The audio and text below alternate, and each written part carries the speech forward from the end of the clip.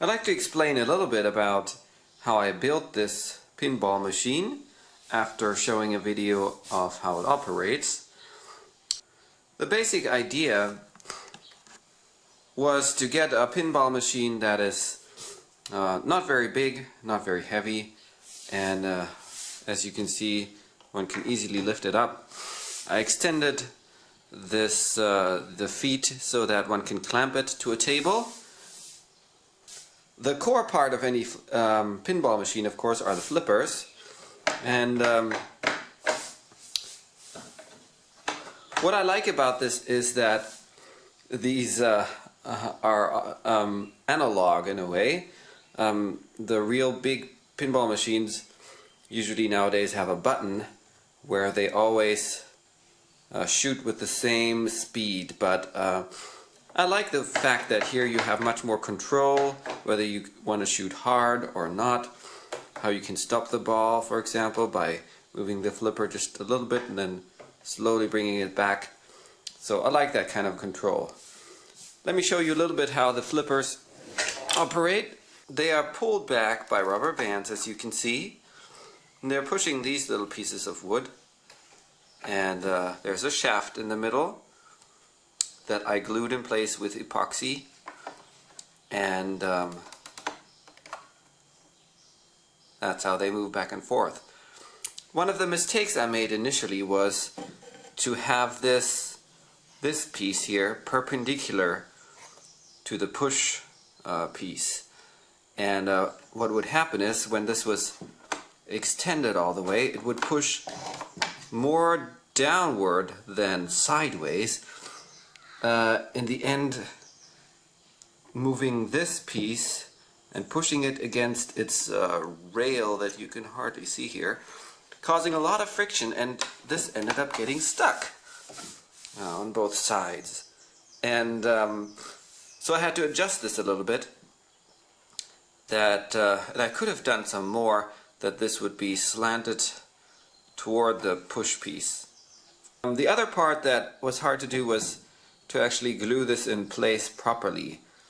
What I ended up doing, on this side it wasn't so necessary, but on this side and the other side is I drilled a hole with a countersink bit so that it would kind of be filled up with glue and surrounding the shaft with glue.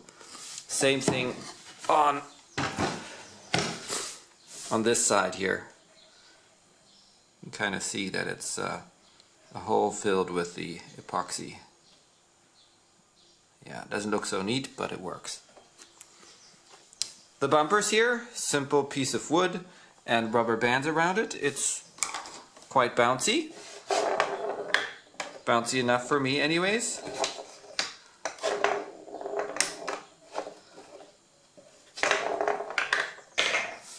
Giving the right score to the holes took a bit of experimentation. Initially, I had given the ramp 40 points because I thought, oh, that's the hardest. I thought the loopings must be pretty hard, so we'll give that 30 points. Then I thought, well, this is a small hole compared to this one, but it's essentially in the same kind of position, you know, easily reachable from here, this one from here. So I gave it this one, because it's bigger, 10 points, and this one 20 points. As you can see, I had to reverse that. I actually did a little bit of statistic measuring. Turns out that this one, at least for my skill, this one and this one and this one, I was able to hit them 1.5 times per 3-ball game. So they were all the same. Now I could have given all 3 of those 20 points, but because this was 40 points before, I had of course practiced this one a lot in my games because I wanted to get the 40 points.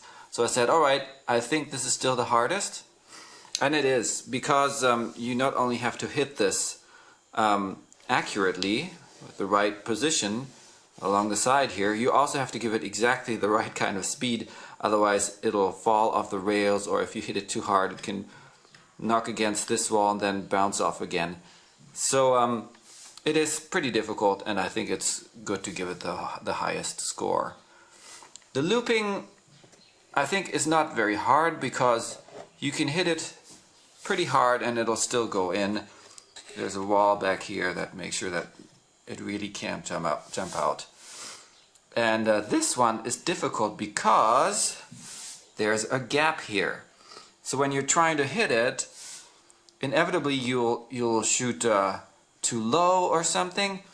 It'll bounce against here and then drop down and you lose that ball. So that can't happen on this side. Even though the hole is small, you basically have as many tries as you want to, because you can just shoot against here, it'll come back down here. You can bring it to the other flipper and try again. If you're wondering how I cut the looping, basically I just cut out 4 rings on my drill stand and glued them together. And then on the bandsaw I cut out this kind of angle spiral circle on both sides. And then I sanded this smooth, and that's how you get a looping. This is just a simple piece of paper, same as here and here. And I added this piece of paper here on the ramp because the upward slope, what would happen is that the ball would shoot over the rails. So this little tunnel makes the ball hit that tunnel ceiling and thereby helping it to go on the rails and stay on there. The plunger. This took a little bit of experimentation. You can kind of see the push piece down here. So the way it works is as you pull the plunger back, the ball drops, and why I have this little plastic piece is that if you have another ball in there, it kind of pushes on the ball that is just dropped, and it would push the ball out already. So you would often have 2 balls coming out. The little spinning wheel here doesn't have any function. Just for decoration and entertainment, really. But I thought it was kind of fun. The multi-ball feature is pretty straightforward. The little metal piece here keeps the ball from going down, but it's high enough so that the ball can be touched from the back, so that when you hit it, you can get out 1 or 2 extra balls. This little valve, if you want, it's just like a swing. It's made of coat hanger wire, and it can swing open one way but not the other way, and that's how the ball stays inside.